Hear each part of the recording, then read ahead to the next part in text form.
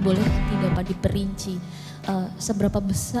seberapa banyak atau seberapa besar sih mahasiswa kita yang jadi kutu loncat tadi sehingga kebijakan ini diambil gitu kan, karena di tahun-tahun sebelumnya sepertinya tidak pernah serigid ini.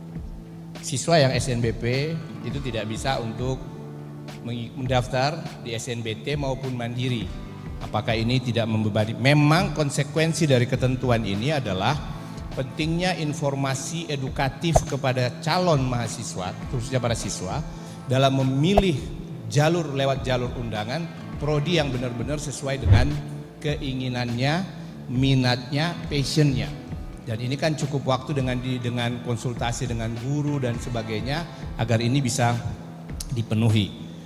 Karena jalur ini sebenarnya kan mendapatkan istilahnya ini apa Pak Dirjen? 2 karpet merah. Karpet merah pertama adalah dia terpilih mewakili sekolahnya. Karpet merah kedua dia adalah terpilih berdasarkan seleksi secara nasional. Perlu kami informasikan untuk data tahun 2023 yang login untuk SNBP itu 694.878 siswa. Yang final datanya untuk ikut itu 663.181. Dan yang diterima adalah 143.805. Kalau dipresentasikan itu hanya 21,6% yang diterima dari yang mendaftar. Bayangkan kalau ini ternyata kuotanya juga masih yang udah lulus tidak diisi. Di sisi lain kuota secara total itu apabila tidak terisi secara jalur SNBP, ini kuotanya akan dialihkan ke jalur tes. Apabila jalur tesnya tidak terpenuhi 100% akan dialihkan ke mandiri. Jadi tidak ada sebenarnya menambah jalur mandiri termasuk untuk menambah income. Ini supaya perlu ada kesamaan mindset dari kita. Dan persentase daftar ulang untuk 2023 untuk SNBP itu adalah 89,98%. Itu yang disampaikan tadi, banyak yang antri, banyak yang menginginkan tetapi tidak dapat. Akhirnya misalnya di ujung padahal dia di jalur mandiri, padahal SNBP ini mendapatkan subsidi lebih besar dari pemerintah. Jadi optimalisasi kuota, optimalisasi sasaran itu sebenarnya yang diinginkan, termasuk kesadaran kepada siswa untuk memilih prodi yang benar-benar yang diinginkan, benar-benar yang sesuai passionnya.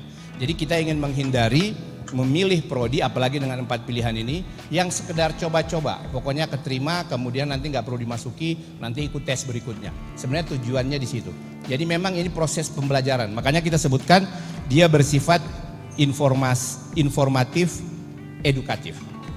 Soal yang nanti tentang pendidikan vokasi nanti saya akan berikan kesempatan kepada Pak Takwa dan Pak Ali Ridho untuk menyampaikan. Jadi seperti itu angkanya. Sedangkan di SNBT sendiri itu yang login 1.294.263. Yang datanya final dan ikut SNBT 2023 itu 803.853. Yang diterima hanya 223.217, setara dengan 27,7%. Artinya kursi yang tidak banyak ini kita tidak ingin ini tersia-siakan.